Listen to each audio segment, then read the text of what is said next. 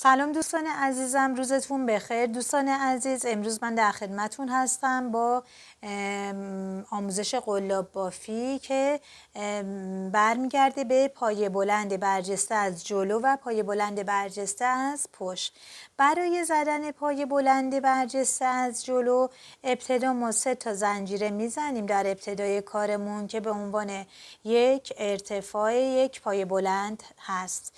بعد میایم نخو میندازیم دور قلاب و نخو چیکار میکنیم؟ قلاب رو میبریم و این پایه رو بلند میکنیم. نگاه کنید، اگه ما به صورت معمولی بخوایم ببافیم وارد این زنجیره ها میشیم، اما برای پایه بلند برجسته از جلو یا همون روبافی در قلاب بافی ما نخو میندازیم روی قلاب، پایه رو بلند میکنیم و نخو از زیر این پایه در میاریم و پایه بلند رو میزنیم. به این ترتیب یه بار دیگه من انجام میدم. نخو میندازیم روی قلاب، پایه رو بلند میکنیم و نخو از زیر این پایه در میاریم و پایه بلندمون رو میزنیم. به همین راحتی.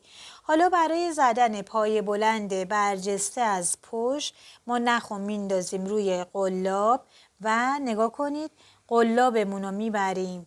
نگاه کنید قلاب رو میبریم از پشت این پایه رو میگیریم و نخو از این قسمت در میاریم و پایمون رو میزنیم. به همین راحتی. نگاه کنید یه بار دیگه.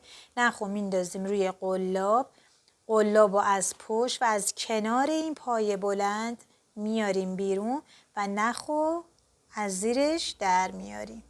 به همین راحتی. فرق بین پایه بلند برجسته از جلو و پایه بلند برجسته از پشت به همین شکل است. و پایه بلند برجسته از جلو همون روبافی میشه و پایه بلند برجسته از پشت که زیر بافی میشه، مثلا بگیم زیر، حالت زیر هستش. امیدوارم که مثمر ثمر باشه و ممنون از اینکه به پیج من سر میزنید و کلیپ های منو میبینید. لایک و سیو فراموش نشه. ممنون، با تشکر از همراهی شما.